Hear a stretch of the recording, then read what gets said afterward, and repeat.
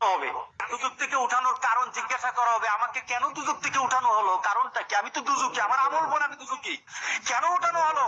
তখন সে বলবে যে আমাকে কি কোন নবী সুপারিশ করেছে? আমাকে দুজক থেকে উঠানোর জন্য নবীকে সুপারিশ করেছে?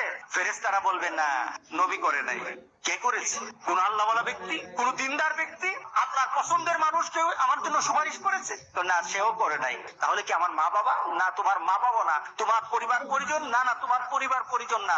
তোমার নিকুটের মানুষ? না, না, তোমার নিকুটের মানুষ না।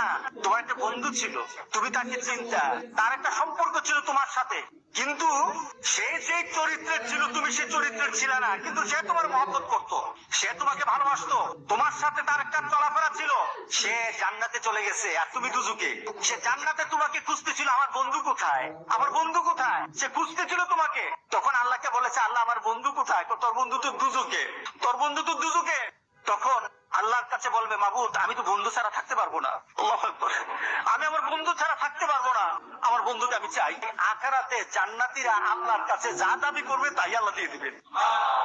সুবহানাল্লাহ। আল্লাহ বলবেন, এই আমার জান্নাতেরই খুশি কর, ওই যে দুজকে যে পড়ে আছে তারই উঠা, তার সামনে নিয়ে আয়, তার সামনে তাড়াতাড়ি নিয়ে আসবে। তখন ফেরেশতাদেরকে বলবে, আমাকে কে আনলো, কে আনলো? সে প্রশ্ন করবে, আমাকে কে আনলো? ওই যে তোমার একটা দুনিয়াতে বন্ধু ছিল, সে নামাজ পড়তো, সে দিনদারি ছিল, সে আল্লাহওয়ালা ছিল, তোমার জন্য ভালো চিন্তা করতো, কোনোদিন খারাপ চিন্তা করতো না, তোমার জন্য শুধু দুনিয়ার চিন্তা করতো না, আখিরাতের চিন্তা করতো। সে দুনিয়ার চিন্তা করে তোমাকে বন্ধু পেয়েছে, আখিরাতে তোমাকে বন্ধু পেয়ে সেখানে পাওয়ার জন্য কথা বলেছে।